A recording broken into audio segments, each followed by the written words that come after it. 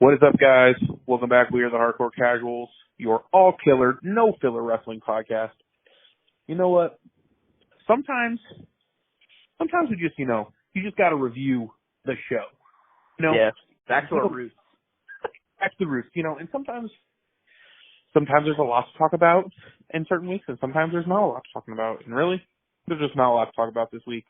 So anything that was slightly newsworthy, I guess we'll cram into the next one if we even have. What are you talking about, Ryan? We had the greatest pay-per-view of all time last night, the Forbidden Door from AEW and New Japan Pro Wrestling, bro. Here's the thing. The internet loved this show, okay? They did, yeah.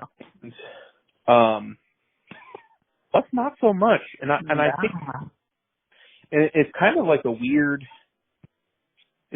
thing because we used to be like that. We used to be like, oh man, we just got a bunch of like crazy all over the place matches or whatever. But like when they don't really mean anything, they don't really tell any kind of story.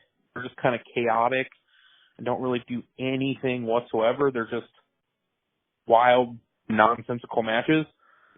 It kind of just, don't get us wrong, we were just praising the Dynamite that you went to. That was, there was a bunch of wild stuff on that show, and that show was a lot of fun. Yep. But there were good parts to this show, and we'll get into that. We will get into the good stuff because there was definitely good stuff on the show. But there's a lot of people being like, this is the best AEW show of the year. This is the best fucking wrestling show of the year. This is one of the best AEW pay-per-views ever. I'm just like, no, it's not. It's actually one of the worst. Right. I'd probably put it bottom 3. And that's just my personal opinion. I know how you feel about it too. We talked about it a whole bunch, It's like, well, when one of the most entertaining acts or just entertaining parts of the show was in the pre-show with the Acclaimed and the Ass Boys. They're literally one of the most entertaining parts of all of AEW at the moment. They're in the pre-show. And then you're like, get past that, and you're like, well, just a lot of dudes doing moves. That's pretty much how it is, kind of. For 4 hours. Just fucking 4 hours straight. Doing moves, man. Yep, so we'll jump right in here, man. We'll get in here to the very first match on the show. We're going to skip the pre-show. I will quickly mention what the fuck is Swerve and Keith Lee at this moment, because they're still swerving in their glory, bro. I mean, there was a turn, and then Keith Lee was all heated on Twitter, and then Swerve was all like, sup, bruh? Yeah. You and I are not cool. And then, did we miss something? Did they have a segment where they shook hands? Maybe we missed something on Dark Elevator or whatever the fuck that show's called. Dark Elevator. Yeah, I don't know. I have no idea what happened here. And you and I looked at each other or not looked at each other. We weren't watching this when it happened, but we messaged each other and we were like, oh, here we go. Let's get a swerve, daddy, some heel swerve, single swerve. And then they put them back together. And I was just importantly, just get him the fuck away from Keith Lee. I don't give a shit what he does. Just get him the fuck away from that motherfucker. Cause god damn, man. It's just I don't give a shit about him. And Swerve, I don't know. This is the fucking it's just we turned on him, then we're gonna play it up on Twitter, and then we're just gonna still be a team, and everyone's gonna be confused. And, all right, cool. Yeah, I don't know how I feel about this. Looks like they're gonna be going into feuding with Hobbs and Starks, which, whatever. Could be interesting. Could be entertaining. Yeah. Did they do the fucking the Jordan Pippen and Kobe and Shaq comparisons or whatever? Oh yeah. I'm like, yeah, nah. Crowd booed him real hard. Yeah. But that could be interesting because I definitely like Swerve and I like Hobbs, so we'll see what happens. The body matchups there, that's dead on. So that's pretty solid there. But kind of feels like what they're going for with a little bit with that. So right. Whatever. We'll see where that goes. But so we open the show here with late sex gods Jericho, Guevara, and Minoru Suzuki. I guess he's not a sex god. He's Murder Grandpa, who has one mode, which is let people hit me and I hit you back, and we just trade strikes and see what happens. Versus Kingston, my boy, Eddie Kingston, your boy, Wheeler Yuta. Fuck. And What's No, my real boy, bro. Shoto Uno. Shoto Unamino. No. Unamino. And I actually saw a lot of praise from him online. Like, people were like, oh man, he's improved a lot. Which I don't remember ever seeing a match of his, so I couldn't tell you if he's improved or not. But apparently he's improved a lot. And yeah, no, the only thing, because we'll get into about how they, introduced the New Japan talent, really did a great job of getting them over, going into this pay-per-view. Not so much. The only thing they showed from Shota Umino was Chris Jericho bitch slapping him like 4 years ago. The only thing they fucking showed about it was like, this guy's a threat. Oh wait, no, Chris Jericho bitch slapped him like 4 years ago, but now he's going to have a match with him. It's like, what? Right. So, I mean, whatever. It was an interesting little callback just because, they have the footage from New Japan so they can actually kind of call back some of this. Right. But yeah, I mean, this was, apparently people loved this and thought it was great. I thought this was just a chaotic mess. Yeah. To be completely honest. There were parts that were good and interesting. There was a bunch of chaos for the most part. It was just spots. It was a bunch of random nonsense for the most part. But, obviously I love Eddie Kingston. I'm kind of starting, like, we talked about it because we've not been a fan for a minute, but I'm kind of getting on board with this, like, Guevara Taikonti heel thing. Like, they're fucking disgusting, and I kind of like it. They're, like, sleazy, and they make out, and they're all, like, real nasty making out. It's almost like Edge and Lita. Right. I don't go that far, but, Getting ready to say that.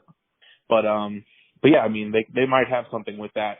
It's nice to see that, at least in AEW, when something kind of falls apart, and then they kind of, switch, take a 180 with it, that they let them go heel and then just kind of run with it. So it's interesting to see there.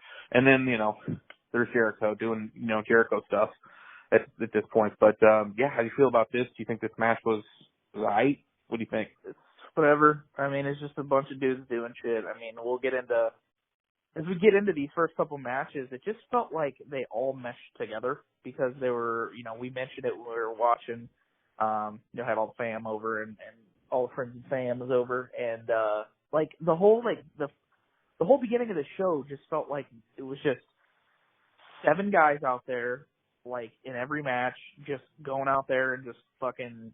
There's no like continuity, there's no fucking flow or chemistry or anything going on. They're just out there just doing shit, and it's just like a clusterfuck car crash for like the first hour of the show because it was like. How many multi-man matches did we get? Like 3 or 4 in a row of like, it was like a 6-man tag, and then it was like a fucking triple threat tag, and then it was like another 6-man tag. I'm just like, Jesus Christ. But, I mean, yeah, whatever. They went out there and did their shit. Eddie and Suzuki did the back and forth chops, and it's fucking so tiring and fucking bland. And Jericho, I think he got the pin on Umino because, Jericho's got a Jericho. So, whatever. Yeah, I mean, like we said, we can't stand them as people, but man, as far as the character gets over, that's just genuine heat when they're just douchey as fucking all get out with Guevara and Taikonti. So, I mean, they got that going for him at least, and I guess Guevara's back with Jericho in fucking, I guess he's in the Jericho Society now? I don't know. But it's just, really the beginning of this fucking card just proves how there's just a clusterfuck shit ton of talent on this roster with kind of it's just all over the place, man. It's just a fucking cluster, and that's kind of, I mean, how definitely this match was, but it's just kind of how the beginning of this show just kind of felt in general to me.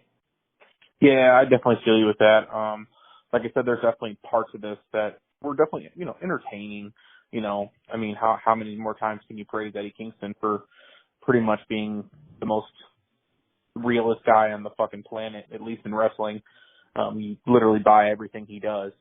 I am kind of annoyed and frustrated with every time he wrestles anybody who's Japanese, they literally he has the same exact match over and over and over again with them. It's like the same exact match. It's just trade. I mean, I get it. It's like the style. It's the Japanese style. But if I got to literally see another, and there was like multiple spots in this show where they did this, like on this show where they traded chops or traded strikes, and they're like, hit me, bitch, and then the other guy hits him and hits him back and hits him back and hits him back. It's just like, It's no. Yeah. Like it's so tired. It's such a tired spot, and it's like to the point where like super kicks at this point. It's just so frustrating. But yeah, I mean, like I said, whatever. I didn't hate it, but it wasn't like,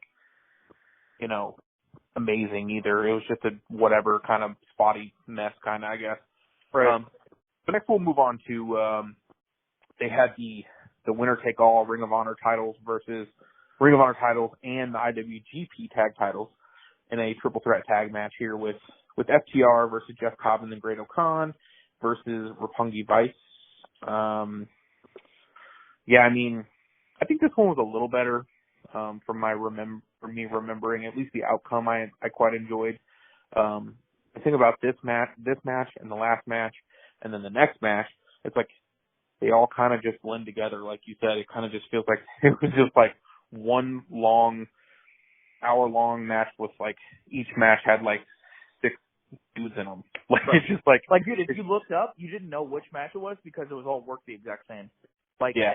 You look up and you're like, oh, it's the same match. Oh wait, shit, it's different guys up there. Fuck, I thought it was the same one I was just watching. Yeah, for sure. And I love FTR. I want to see them. I don't care about Jeff Cobb and Great O'Khan. At least I don't care about Jeff Cobb as a tag team at this point. Right. And I don't care about Roppongi Vice. No. Yeah. Do nothing for me. So, right. FTR winning here. I mean, awesome. I want to see. Like I said, I maybe said this twice now. I'm going to say it on the pod. What I think is going to happen. They are the ROH tag champs. They're the IWGP tag champs and the AAA tag champions, and the Young Bucks are the AEW champions. And I think that they are going to have potentially a huge tag title match for all the belts. All the pieces of candy on the line. Right. Which you know how FTR is. They want to be the best of the best, which I'm totally fine with this concept for them. Like I get it when there's 15 guys on the roster that have each, like they all have one belt. The idea of having like an FTR hold of all the tag titles, it's like it kind of feels like their gimmick. It's like we want to prove we are the best. We want to be the champion of every promotion we can be in. So, right. But I don't know if it'll main event. I'm hoping they main event it if they don't have a Punk back by then. But I'm thinking that maybe they do Punk or maybe they do FTR or Young Bucks 3 for all the belts at all out in the main event. So we'll see. But yeah, this was just another one of those just decent matches. Like there's just nothing else much to say. Anything else you want to add? Yeah, I mean, it's just like you said. It's like we care about one team and don't give 2 flying fucks about literally everybody else in the match. Like, we don't care. Like, we there's no investment in these guys. Like, there's no time given to these guys. Like, why should we give a shit about anybody else besides FTR in this match? And FTR, of course, won. So, like, there's no heat behind it. It's just dudes going out there to do shit. Like, that's, like, all they're doing. And, yeah, we fucking love FTR. I mean, the best tag team in the world right now. One of the best tag teams in modern wrestling history. And, like, everything we've seen they've done lately has been fucking gold. Tag-wise and individually. They're fucking great. But you put them in there with guys that no one gives a fuck about. It doesn't matter who you are. No one's going to give a fuck. I mean, apparently the diehards are going to give a shit about it and say this is the greatest fucking pay-per-view of all time. But, like, when it's like, I don't give a shit. Like, they're out there just doing shit. So, good outcome. Glad FTR won because, good lord, it would have been terrible if they would have fucking lost this match. But, yeah, I'm all down for the whole, fucking who holds all the fucking gold match and doing it with Bucks and FTR because obviously they've had, I think in our opinions, the best tag match of the year that they had on that Dynamite show, which was fantastic. And, obviously have amazing chemistry and have had, great matches in the past. And I think if they want to do this and have it to where it's FTR's shot to, really cement themselves as the best tag team because everybody's always said it's the Bucks and this whole entire, and they could bring in all the stuff before FTR was even there. I mean, the FTR name that literally was made by the Bucks on Being the Elite fucking years ago about calling them out and shit. So huge history here. I think it makes a lot of sense. I think it's all there setup wise. It could be big enough to do that. And obviously the match would be tremendous. So yeah, I'm all for it. For sure. So yeah, we'll see what goes on there. I am hoping and dreaming that wishing that we get that FTR Young Bucks match, number 3, because that shit will be fantastic. Yeah. So yeah, we'll move on to here the All Atlantic Championship here. So I think I told you when we were watching Forbidden Door that the network execs were like, we want another title, have another championship, and he was like, oh okay. So they obliged. Tony was like, sure, and they came up with this, which is kind of like going to be their version of the IC title, I'd assume. It might be like their work rate title.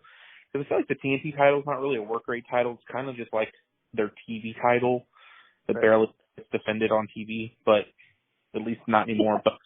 But yeah, we'll see. But yeah, so this is for the first ever winner of the All Atlantic Championship. It was Pac versus Miro versus Malachi Black versus who? Clark Connors, bro. You don't know who he is. Clark Kent? Who? Clark, bro. Clark from the Griswolds, bro. Bro, he looked like fucking goddamn, what the fuck is he nuts? Woody Harrelson just playing Crocodile Dundee. Right. What is happening? I don't know, man. I've seen this motherfucker. Who the fuck is this guy? Who was supposed to be in it? Was it Ishii that was supposed to be in it? Yeah, I guess he got hurt. He got injured. Yeah. So that, if he was added, that would have been awesome, because I love him. Love me some Ishii. Right. But yeah, the outcome of this, I'd assume, was probably going to be the same from the get. I think that I was either leaning towards Pac or Miro in this winning, and they ended up going with Pac. I thought that they would go with Pac because he's been kind of a loyal guy, and he's not really won a title there, and kind of a, here you go, bud. Thanks for being, a soldier, and kind of just doing, great stuff for us, and never really giving you a title or making you a main eventer, I guess. But yeah, this was okay. It had some good spots. And looks like we're going to probably continue to see. I feel like this is like at this point, what AEW's mid card is. It's like Malachi Black and Pac and Miro and like I guess you can mix in like Penta and Phoenix and like some of those guys and like Sammy Guevara, those kind of guys. Yeah, Guevara. It's just like there's like maybe like 10 or 12 guys that are just like right in that mid card that I feel like are just always going to be floating around this spot. Which they're, a guy like Malachi Black with booked correctly could be a main event powerhouse, but they're not really going to go there with that. I guess not anytime soon. But there's just not much I can really say about this match. It was just a kind of another spotty match that everyone got their shit in. They did a bunch of crazy moves. I feel like maybe they should have given that Clark Connors guy a little more to show off his shit, because I feel like I didn't see anything in this match that made me impressed by him. He just was there. He was just an extra guy. But this ends with who Connor was in.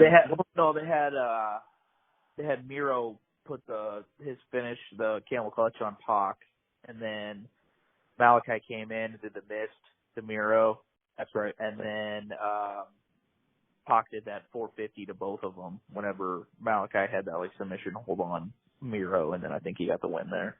He put him in that submission thing, brutalizer. Oh yeah, he put the brutalizer on. I think, was it Connors? I think maybe. I think it was. Fuck, I can't remember. So yeah, cool to see Pac get that win there, because he's one of those guys that just kind of deserves the get on that. But other than that, just like I said, all these matches just kind of were just whatever at this point. Yeah. Anything else you want to add? Yeah, like we said, this was we got to this match and we were just another fucking multi-man match. The structure of this card, I think, was not put together very well. I wouldn't have done that many multi-man matches, because they all blend together, man. It's nobody differentiates from you say, you look up and you're like, what match is this? Because it all looks the fucking same. But yeah, this was your typical 4-way spotty type of deal. You had everybody getting their shit in, and like you said, we're both huge Pac fans, have been for years. He's one of the best and kind of the unsung hero kind of workers in the world, where he's just always consistently great. He looks fucking $1 million. He's always had a great look, and is in amazing shape and always gets his shit in, and it looks fucking great. So definitely well deserved. I was wanting Pac to win, and I'm glad he did win. Thought Miro was going to win though, but it just seemed like he got a pretty decent pop too. I think probably out of everybody here, a pretty big pop. Obviously, everybody known him from Rusev back in WWE, and another one who's got himself into great shape. I think he's in obviously the best stretch of his career that we've seen. So all these guys obviously you throw them all in there, they're going to do some good shit, but just unfortunately getting at the beginning of this card where it's just a clusterfuck of guys in there just doing shit. Glad to see Pac win. They could have since Ishii wasn't in it, they literally just should have made it a triple threat. Like, everybody knew fucking Connors wasn't going to have a goddamn chance, but they had to have the representation for New Japan in there, so whatever with that. But glad to see, Pac get the win here. Definitely well deserved. A day one, OG AEW guy getting his due there with a big title win. For sure. So yeah, we'll see what happens there with Pac and what they plan to do with the All Atlantic Championship. So yeah. Next we gotta go on here to another multi-man match. Who'd have thunk it, right? Fuck, they're got 4 in a row now. Jesus Christ. Yeah. So they did the Bullet Club. So Hiromu was supposed to be here. They would not let him leave Japan because he had a fever. That sucks. So they ended up just making this a another six-man. With the Bullet Club, which the representatives were the Young Bucks and El Phantasmo. And Hikuleo decided to stay out of this one, which he was at ringside, but whatever. And then the Dudes with Attitudes, which I hate. Absolutely hate that name for these guys. It's fucking awful. Is Sting, Darby Allin, and Shingo. And I just feel like Shingo is 100% wasted in this match. And I don't know. I feel like,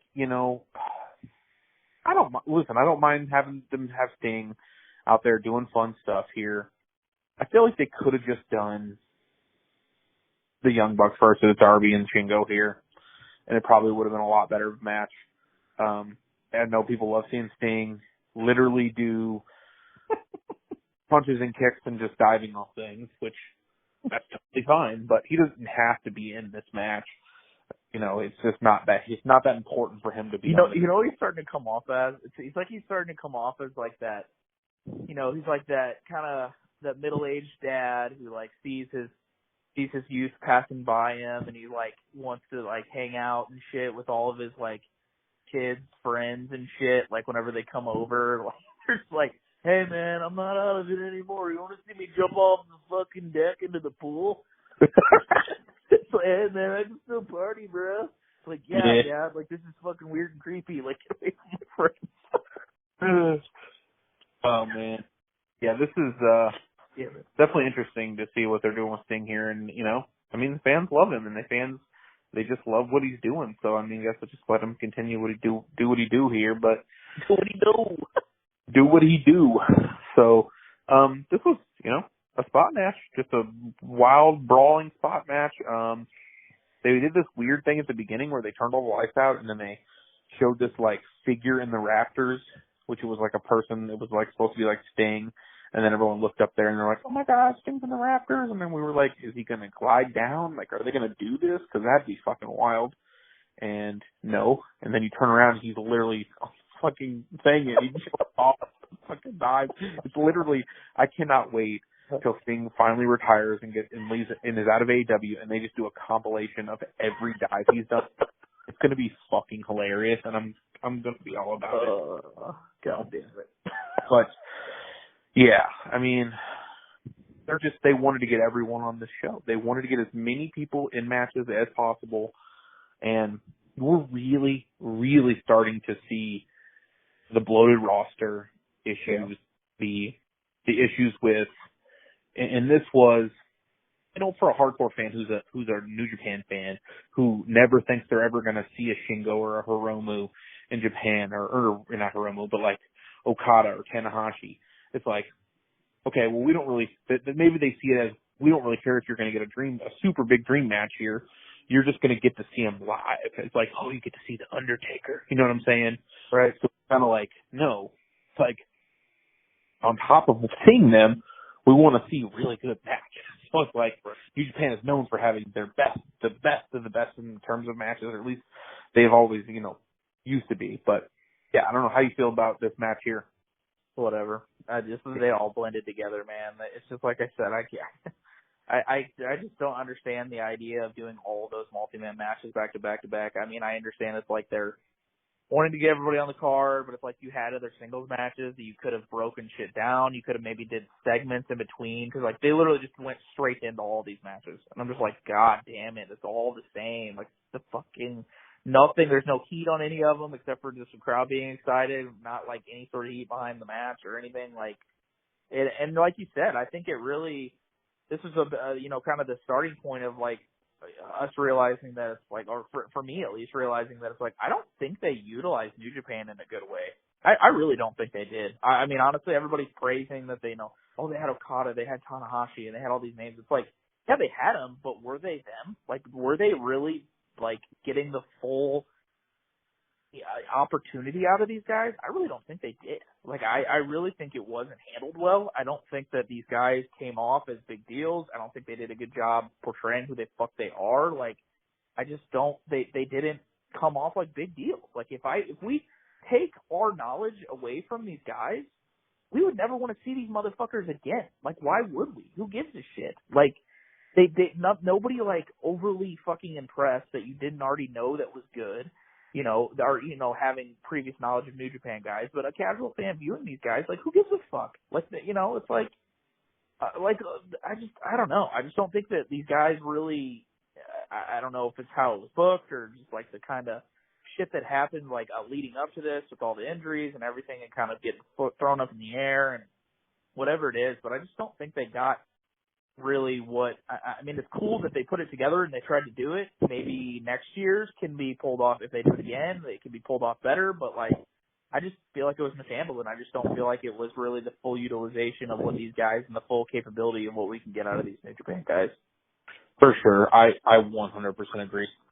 I definitely feel like it was mishandled. A lot of the guys were mishandled, and we said it before, it's the curse of the Forbidden Door, the first, Forbidden Door pay-per-view. We look back on this show, we won't remember it for the matches or, it being the very first one. We'll remember it for being all the injuries and all the people who couldn't show up and the confusion and all the just nonsensical random stuff that got thrown together last minute. So it just kind of is what it is. But yeah, I mean, it sucks, but just kind of is how it is, and that's how it unfolded. So yeah, next we got Thunder Rosa versus Tony Storm. Yeah. That happened. Anything you want to say? That nothing happened there. That was fucking. I like we said, don't give a shit about Thunder as champion anymore. They haven't done anything, and it's not really. It's partially her, it's partially the booking. Obviously, it's just how she was booked, and I think she was better pursuing the championship instead of actually winning it. Tony Storm's just there for me. Like I like Tony Storm. I like Tony Storm and the potential more. I just don't know if I don't know if she's gonna go any higher. I don't know if we can see a full potential out of a Tony Storm, because she just kind of seems stagnant and there and just kind of like going in the same trajectory for like basically the last like portion of her career. But the match was just nothing. Like, it didn't really do anything, and it just was there. Yeah, I agree, and it really didn't take off. For me, I literally, oh shit, blinked, ate a piece of pizza, and then this match was over, and it was just like, oh, okay. So, I mean, I can't really add anything to it. It was just a whatever blew the match, It was their obligation to have a women's match on there, and it didn't do anything to show that it deserved to be on there. I mean, yeah, I will agree with you about the Rosa has potential to do more. It just kind of feels like they've kind of ruined what she could be. And Storm, to me, it just kind of feels like she is nothing but potential, and I just feel like she just doesn't have like it factor, kind of like a Brit does. Where Brit like grabs it by the balls and just like, you know what, I'm gonna cut this promo and I'm gonna like. I think it's a confidence thing. Yeah, I kind of feel that too. You know what's weird? every time I see her, I kind of almost feel like she's not confident in her own skin. Like she's Right. not confident with how her body looks, which is weird. I feel that way too. Which is weird because she has an OnlyFans, but like, Right. it's like, well, you obviously there's weird pervy dudes Right. who are into her, but it's just like one of those things where it's like she just doesn't come off like the confident, like you said, and I don't know. It just seems like, you know, you grab her and she gets on the mic and it just, when she starts to speak, I don't believe anything she says. Yeah. I just feel like she's like Ricochet on the mic. It's unfortunate. Right. So, yeah. So, I mean, I agree. who knows? We'll see what happens. I definitely believe Rosa when she's on the mic. You know, she has a lot of fire and passion. Oh, yeah. She just, there's just something about her that's like missing for me too. So I don't know what that is yet. For some reason, maybe we'll see down the line. Right. But yeah, so now we get to one of the actual matches that from here on, I feel like the show actually kind of picked up and got better in terms of quality. Some may say this was the best match on the show. So, you know, who knows? I really need to go back and rewatch this. I definitely enjoyed it while we were watching it, but I don't think it was incredible. And we got Orange Cassidy versus Will Ospreay here. And, yeah, I mean, it's not the match that we were hoping for from a Will Ospreay.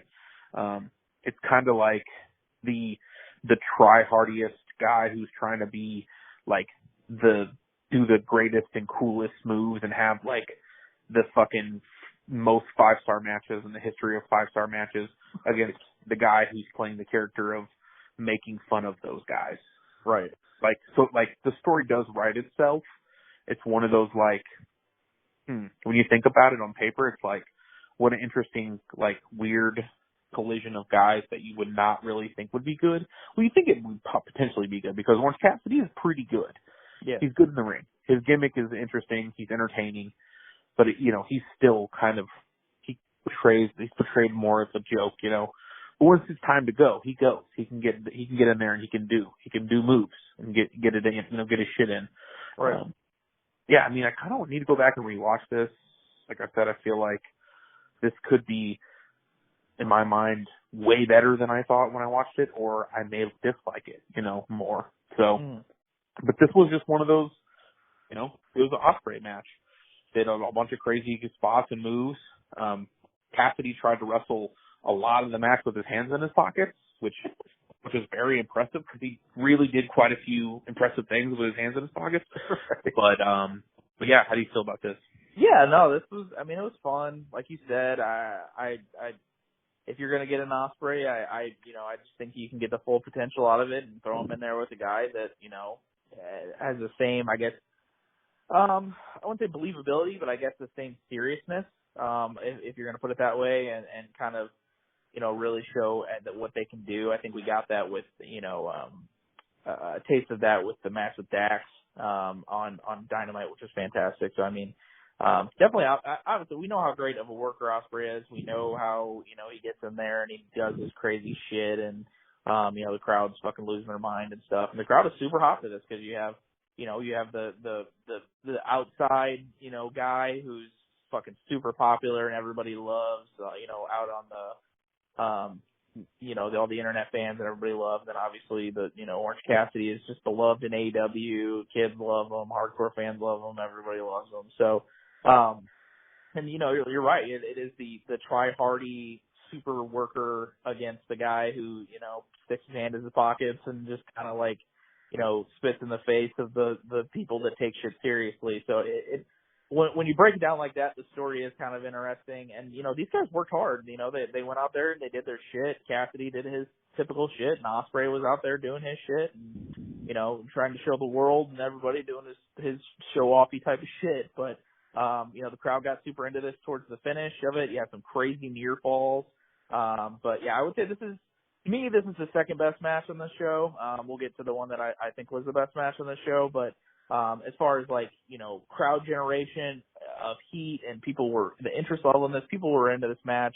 And I think, you know, we knew this was going to be a good match because like you said, everybody knows that when, you know, Orange Cassidy gets in there and he gets in there with a really good worker. He can work. Like, he's a good worker. He's really underrated when it comes to his work rate. It's just that he's a comedic wrestler, so you just see him in that light. So, he went in there and he did his shit like we saw with, that, shades of that Pac match. So, good, definitely a good one here. This one finally is the one that really started to pique my interest, at least, because all the other ones were just the same shit over and over and over again with, like, no crowd heat or really interest at all. And this one at least, kind of got our interest and really, kick-started at least some of the quality stuff on this show for sure. For sure.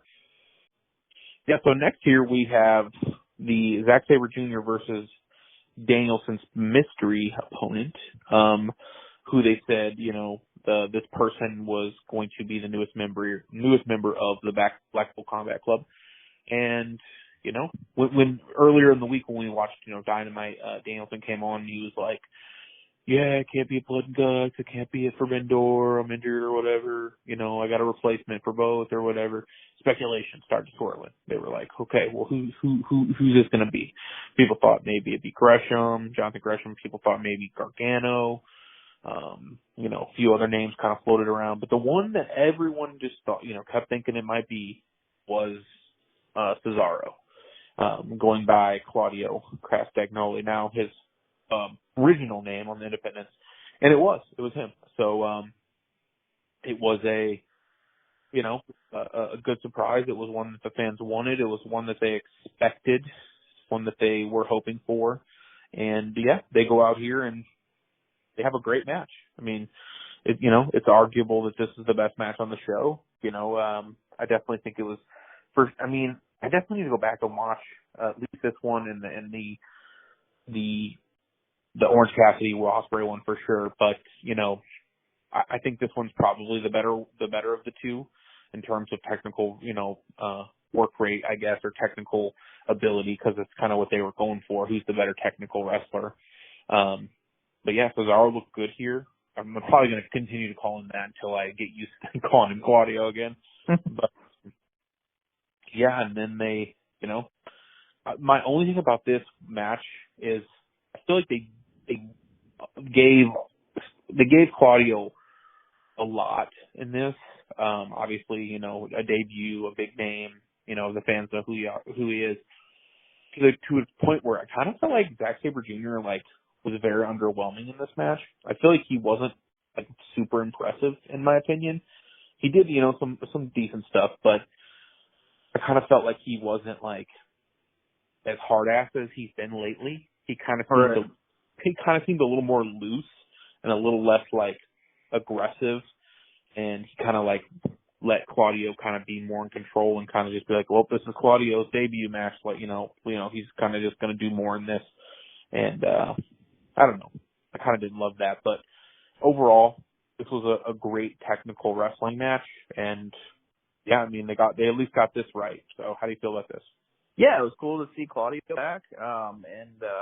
Obviously an amazing worker, one of the best, just technical wrestling, everything, his look, his presence. I mean, he has every tool you could possibly want when it comes to in the ring, when it comes to the look, when it comes to the kind of star power appeal, and then, he opens the mouth and it's like, fuck.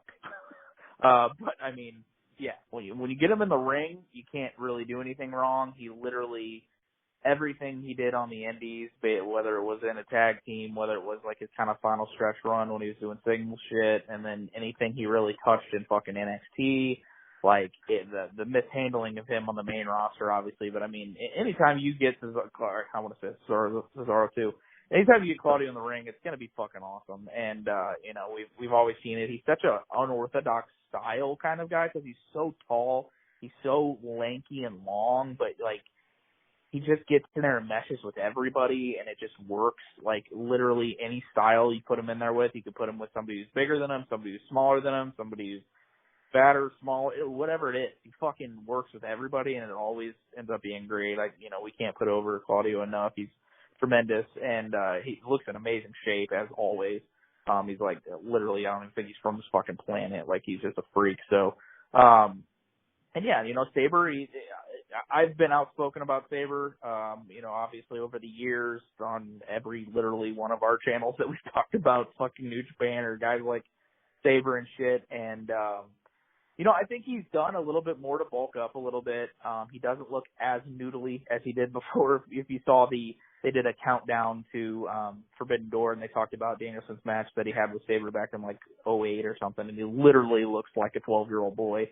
And he did for a majority of his career, and he's bulked up a little bit, getting in there with the heavyweight guys in New Japan, working with the Shingos, working with Okadas, working with Tanahashis, and it's kind of very similar to an Ospreay, who was more of a junior weight style, who was a lot smaller, just a lot more, leaner. He put on some muscle as well. So I think that's doing good, with those guys working over in New Japan, because I just think that, and Jay White as well. Jay White's very similar. So a lot of those, guys that come, the foreign guys that came, the Americans or British guys that came over and went to New Japan, have really just all, exceeded and really are starting to realize their full potential. And, can't say enough about a lot of those guys. They've been doing some great stuff, obviously, over there, because you're working with some of the best, Japanese talent in history and some of the best wrestling talent in general. So, I really enjoyed this match. To me, this is the match of the night. I think this was just a great, solid, well-worked match.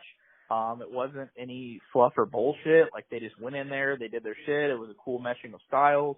It was something that, we didn't see coming, obviously. Up until this past week, we didn't think that we were going to get fucking Claudio versus Sabre. So when you put that on paper, just like, if you had Danielson and Sabre, it was going to be tremendous. And then you put Claudio in there, it's like, well, fuck, it's just going to be just as good. So, Claudio did all of his typical shit. He hit the fucking Ricola bomb. He was going to do the fucking, he did the swing and all that shit. And, Sabre got all of his shit in. I definitely see where you're coming from about how it wasn't like the Sabre of New Japan, where he kind of comes off more of a hard ass, even though he doesn't look anything like a hard ass. Looks like he's going to play, tennis or some shit all the time. Like, he doesn't look like a hard ass, but he definitely carries that demeanor, in New Japan. And, I think, isn't he in Suzuki-gun with Suzuki or something like that? So he kind of like carries that aura about him, being in that heel faction. So, really a well-worked match. We knew that's what we were going to get from the start as soon as we saw who it was, knowing that it was going to be Claudio. And definitely excited for the, potential matchups down the road. There's just some dream-type scenarios that you can get with how amazing of a worker Claudio is. So definitely excited to see him there, and I think it's a perfect fit, too. Being in the Blackpool Combat Club, I think you can put Regal with him if you want to have a mouthpiece for him so he doesn't have to talk, because that's obviously his biggest weak point. And then everybody makes sense, too. Claudio in there with, Brian, they have a ton of history, Moxley working in WWE and stuff like that, and then obviously Regal and Claudio have their history in their past, stuff like that. So definitely starting to come together, with that group. Yuta still up in the air for sure, but definitely learning from underneath those guys can't do anything but good for him. But definitely a cool debut here for Claudio. Got his shit in, did his stuff, looks great, and excited for his future. For sure. And it's definitely interesting to see how the Blackpool Combat Club is currently evolving into what it's becoming. So it's pretty cool. It's definitely an interesting group of guys that they definitely all make sense together, except for Will or Yuta. But time will tell, with them. So right. So yeah. But yeah, so we'll move on here to the IWGP World Title match, the Fatal 4-Way. Jay White versus Hangman Page versus Kazuchika Okada and versus Adam Cole in a 4-way here. And, this match was on its way to potentially being the best match on the show. And we'll get to the finish here and kind of talk about what happened. But, man, I'll tell you what. When this match started, all four guys were looking around at the crowd, and they all just, they kind of just, the crowd gave them the nod of approval. They were like, here we go, let's get it. Like, the fans knew that this one could be a banger, and they were hoping for it, and they gave them their flowers in the beginning, and they were like, here we go. We expect greatness out of this. And it really was getting, they were getting ready to get to that fifth year. They were on their way, and it ended up with Cole ending up having a concussion at the end here and kind of some stuff falling apart. where he was supposed to take a Rainmaker and he kind of fell, and then Jay White came in, his finish, and he kind of just, Jay White just kind of covered Adam Cole, and Cole was supposed to kind of kick out, and it looked like he kicked out, but he didn't kind of get it all, and I don't know, they were confused about what happened, and, Jay White retaining after, pinning Adam Cole here, tiny shoulders as I like to call him. But, the interesting thing about this match, obviously, it was a good worked match. It was definitely better than the other four-way on the show. And of all the guys from New Japan that, were on this show, the fans really want to see and really wanted to see and wanted to, kind of give their praise to, it was definitely Okada. If AEW could get Okada for like a tour, like, maybe from a build up of a pay-per-view, like maybe All Out or something, where he's there for like a month, like 6 weeks or something, and he builds up a storyline going into All Out, that would be incredible, because I think the fans are really behind Okada. I think they really like him. I think they respect him, and they believe him to be the modern Kenta Kobashi, or Misawa, the top Japanese wrestler in the world, and he's kind of become legendary at this moment. And he's in his mid-30s at this point still. So right. It's crazy to see that if he wanted to, he could come do like a stint in AEW, and I think he would be one of the only guys that would be treated as if like he's a big deal. So, and like the fans would actually, because we were talking about how that they weren't presented very well. Well, obviously Okada only had one night on Dynamite, and then he came out here and was presented on Forbidden Door, which obviously they could have done a lot more with him. I think from the what's it called, the media scrum thing, that they didn't know they were going to get Okada until the week before the show, or week before like the Dynamite or whatever. Right. So, like, it's crazy because a lot of stuff just kind of happened on a whim real quick, and then that's kind of tough to book, So, but I definitely feel like Okada was heavily cheered here, and the fans were really behind him. And there a lot of the guys, I think everybody was, all the fans were behind all these guys. But it was just kind of unfortunate the way this ended, with Cole kind of, being concussed and not being able to kick out, because it just looked like he didn't take a move. He just took the pin. It was like, what the fuck happened here? Right. Yeah. How do you feel about this? Yeah, I mean, it's exactly what you said. There's nothing really too much more to add. Definitely was on its way, and then it was just kind of weird. At first, we were just like, what the fuck? This is dumb. And then we're like, well, shit, maybe Cole's actually messed up, and he had injuries going into this match and that they knew about, and they wanted to get him on this show, and that's what you do when you risk a guy. You get him in there, he gets re-injured, or has another injury, or whatever the case may be. But I mean, having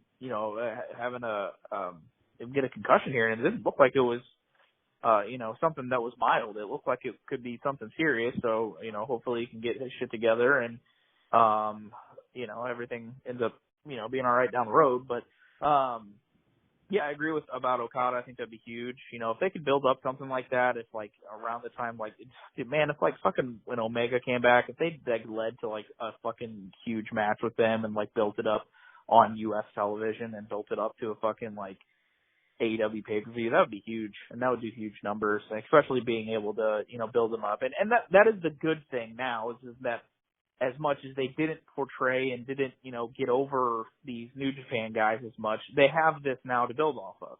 So now if they bring them down the road, if they end up doing another Forbidden Door or other shows where they bring New Japan guys, then you at least have something to build off of. Whether or not they did a good job, getting to that point for this pay-per-view itself, they at least have this to build off of going forward. So that's good at least. I wasn't really a big fan of just them doing this four-way in general. I would have liked to see Okada be in a singles match. I don't know if they could work out something, I guess, going down the road. We talked about how I just thinking, if they wanted to do, Okada and Hangman, which would have been, outstanding match, and I believe the first time ever, one-on-one type of match. But they did what they had to do here. They got some big names in there.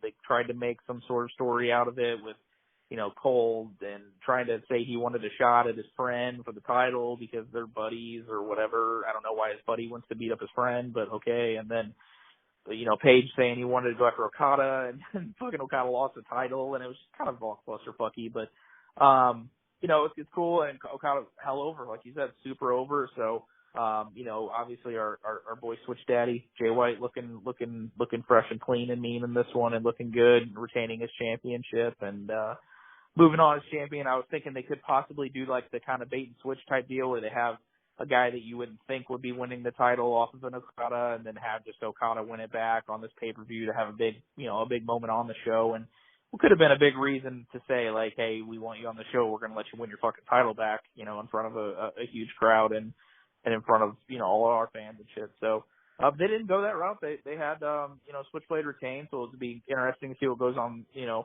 going forward in New Japan with what goes on there, and, see down the road if we end up getting, Okada and White and those kind of guys back in here, maybe for, something just, a one-off type of deal or something down the road like you're talking about, which, we'd be all for. Yeah, did you see any of the media scrum stuff at all? Yeah, Jay White was the only one in gimmick and keeping kayfabe alive. Oh my god, I love it. Jay White's so fucking good, man. He's so fucking good. He's keeping it. The only one out of everybody, Moxley, FTR, Thunder Rosa, Claudio. He's the only one that kept his fucking everything in gimmick and characters. I love our Switch Daddy. He was so mad that they didn't have they didn't put the title on the fucking stand up there, a little stand on the table. It's like every question he was just a fucking asshole about. It's just like, so yeah. He's like, they asked him if he would come back. Well, if they could get me a stand for my title up here, they can actually take care of me when I'm here and treat me like the champion that I am. Right. He's so fucking good. He's like, listen, Tony, listen. I know it's the first time. The next time I come back, I definitely expect a better treatment. If I come back, Tony. So it's like, it's so good. It's just too good. Nobody's doing it like that. Nobody's keeping that kayfabe alive. He's always doing it. He's doing it every time he does it in. So it's good stuff. I definitely wanted to just mention that there. Yeah. And quickly, I will mention, it sucks. Adam Cole getting a lot of hate about his body shaming. There is no such thing as body shaming in pro wrestling. If you're gonna be a pro wrestler, everyone's always going to have something to say about how you look, because that's part of the business is your look. You know what I mean? Like, everyone's going to say that. But this isn't about shitting on Cole at the moment. You definitely don't want to see another guy like him go down and another guy hurt. So hopefully, he gets a speedy recovery and the concussion isn't too big of a deal, and we'll, see what happens with Cole down the line here. But yeah, so, definitely, we'll get on to the main event here. We get old Jonathan Moxley against the legendary Hiroshi Tanahashi here in the main event. Man, I actually didn't like this match. Yeah, I didn't either. I just did not like this match. I just felt like the chemistry was weird in this. It just felt like Moxley was trying to wrestle his style of match, and Tanahashi was trying to wrestle his style of match, and they just didn't mesh to me well. And I'm so totally over the just nonsensical, no reason blade jobs. Yeah. It's like, you literally, as soon as it happened, and he was dripping blood down his face, my complete demeanor of this match changed. Like, I was so mad and irritated. I was like, he took a sling blade, which a sling blade, if you know what that move is, if you don't know, if you're listening to this, this podcast here, Seth Rollins does it. It's the little, and then Britt Baker does one too. It's just like that, where you, instead of doing clothesline, you swing around the back and you just grab him. The impact is on your back. Yeah, the impact is on your back. He took that move, rolls to the outside, and somehow is completely busted open from it, and is like gushing, just a crimson mask. I'm thinking to myself, this isn't a blood feud. This isn't some kind of like over the top, just like, hate fueled, just blood massacre type of match. Like that, though, that kind of shit is like, to me, so incredibly like marquee by the wrestler themselves. Yeah. It's like, we get it. We get it, John. We get it. You're a tough guy. You're a badass. You like to bleed because it makes you look tough. It makes it look like you're in a battle, in a war. This did not need that. And it didn't make sense whatsoever. This match was, it just was unnecessary. And I get that they had to put the interim title on somebody here. And then, we figure it would be Moxley, and that's fine. But this match just is literally one of the most upsetting things I've watched all year. like I don't think the match itself was so incredibly terrible. It just didn't make any sense to me. It just felt completely unimportant for the most part, and also they just didn't mesh. How do you feel about it? No, I'm right there with you, man. It felt like the typical contrived epic, it was like they wanted to try and pull off this super fucking epic title match, and it was like, everybody wants to see Moxley and Tanahashi. It's like, do we? Like, none of their styles don't mesh at all. Moxley's a fucking brawler, and Tanahashi's like a catch-as-catch-can, like, technical kind of guy, and a guy that just goes in there and does his shit. And like we've seen, if you see one Tanahashi match, you pretty see them all. I'm not saying that Tanahashi's not great. Tanahashi is great.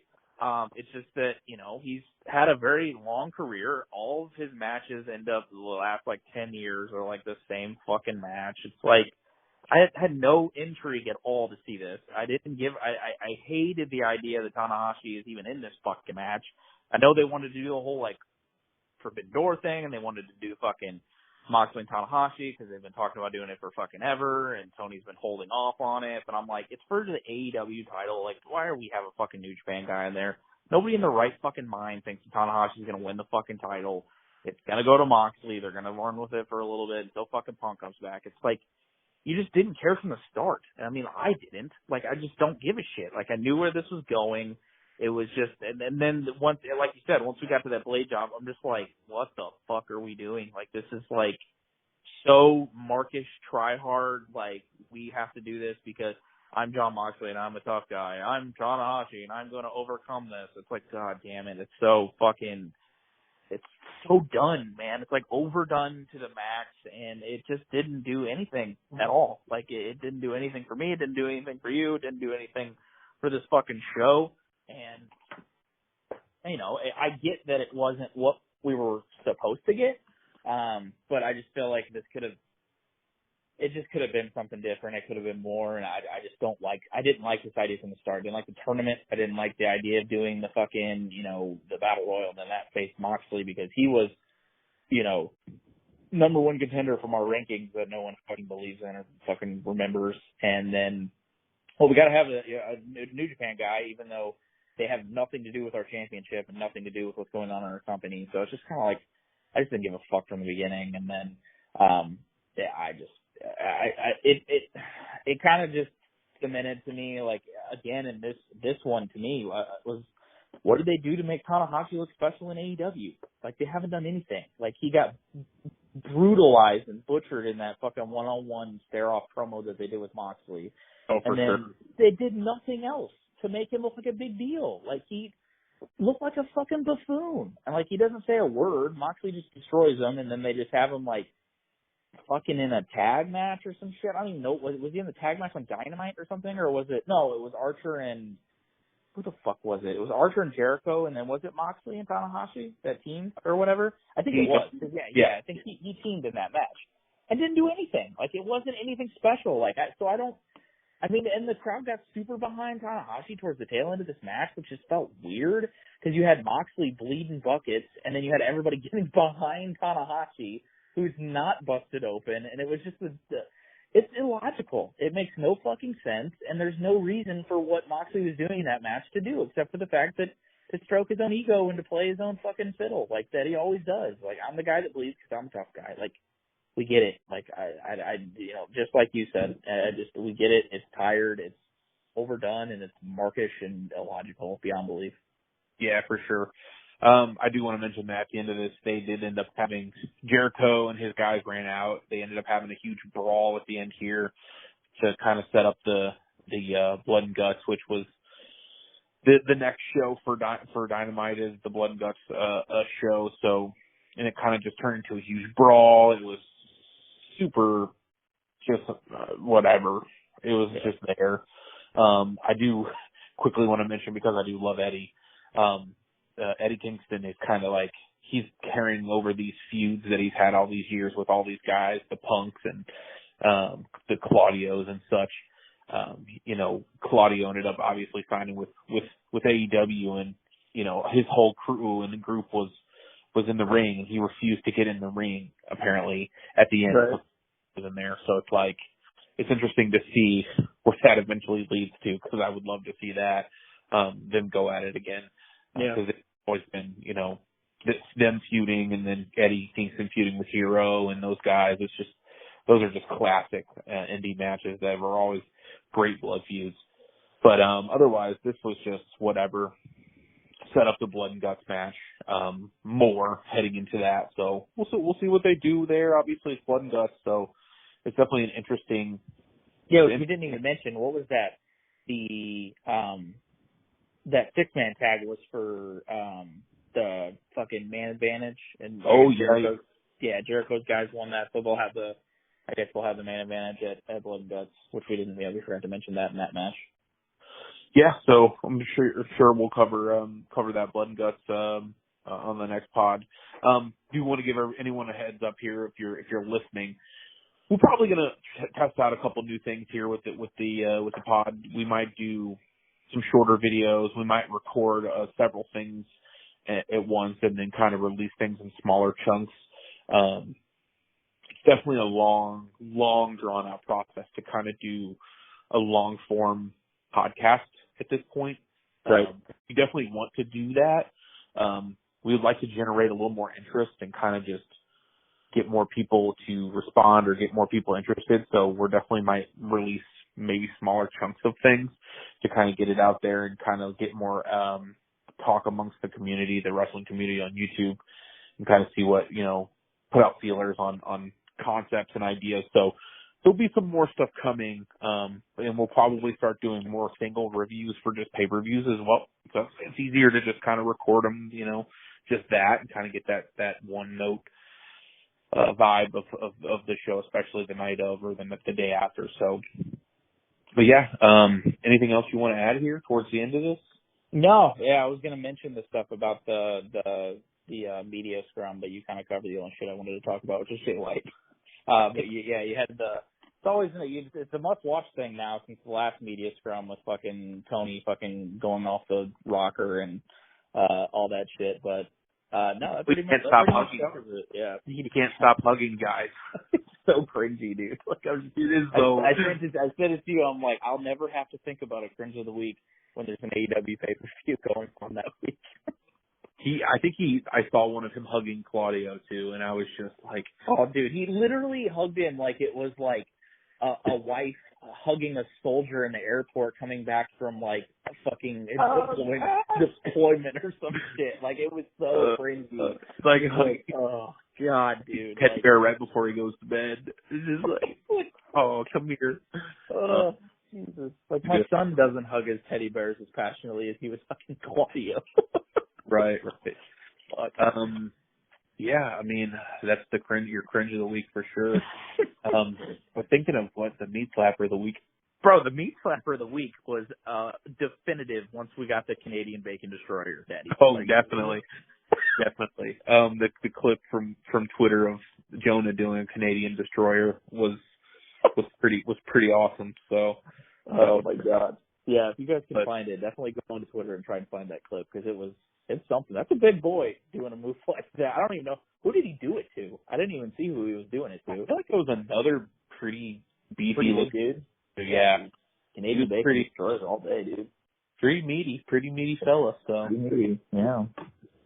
But yeah. Not to mention we didn't even get to our big show this weekend, which we're all excited about. Oh yeah. We'll definitely talk to you guys about next week, but we're going to our our first GCW show should be a hell of a lot of fun at a local nightclub around us called Pops. You normally see a lot of concerts and stuff there, but to see a wrestling show, it's another concert venue that we're seeing a wrestling show at, seeing that Glory Pro show last month, I think April or something like that. I can't remember when the fuck it was, but pretty excited for that. That should be just a fucking train wreck, and basically, I mean, it's the closest thing we're ever going to get to, seeing, ECW in the old days. It's pretty much what we've got right now. Definitely the hottest, trendiest indie company going right now. So we're definitely excited about that one. Should be some fun. It's going to be a fucking mess, and I can't wait. Yep. Hopefully we won't come back with a light tube in our neck or fucking barbed wire up our buttholes. I don't know. Yeah, is what it is. We'll see. But yeah, we'll definitely cover and we'll talk about the GCW show, our live experience with that, the next pod. So, yes. But yeah, that is us. This is, we are the Hardcore Casuals, your all killer, no filler wrestling podcast. Thanks for tuning in with us for our Forbidden Door review here. It is not the best, one of the best AEW pay-per-views. And I would like to start doing this too quickly before we get out of here. Yes. Because we are reviewing the show, kind of come to a 1 out of 10 on pay-per-views, because we're going to be doing, no star ratings on matches or anything. We don't have to do all. I'm thinking maybe like a 6 out of 10, maybe? Like I was 6 thinking out of 10? Yeah, like 6.5 maybe. I would say. I mean, I would say it's probably around there. I mean, we'll definitely get a finer tune thing. I mean, we used to do that for all the other shows that we used to review, and I remember doing that. We kind of get an idea once we get done with the show. But yeah, I'd probably say around that 6 range is probably. Yeah, I feel like 6.5 is pretty. Is like a pretty. Yeah. Pretty good. I've been seeing like 9. I'm like, no. Yeah, I've seen some. No fucking shot. 9s from a few people online. God, what is it? What is it on Cage Match right now? Like 9.3 or some shit. And I'm just like, good lord, man. Like that's just.